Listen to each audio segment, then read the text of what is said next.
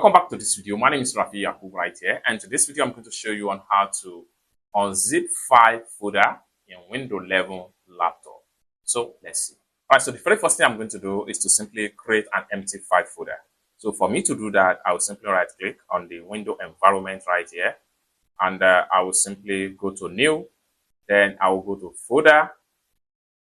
So I'm going to simply name it new folder here, or new file. I'll press enter.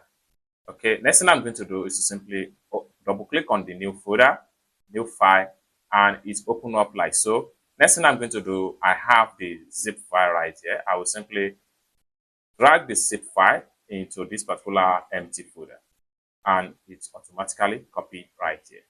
And this is where I want to unzip everything and extract the information I have in this zip file.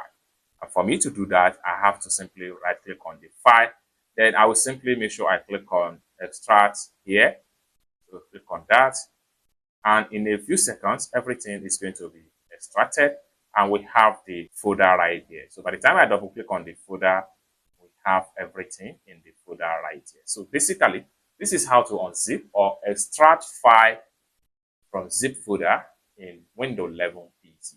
I hope you really got value for this video. Find this video useful, give this video a big like, and also remember to subscribe to the channel for more useful tutorial like this. Thank you so much for watching, and I hope to see you in my next video.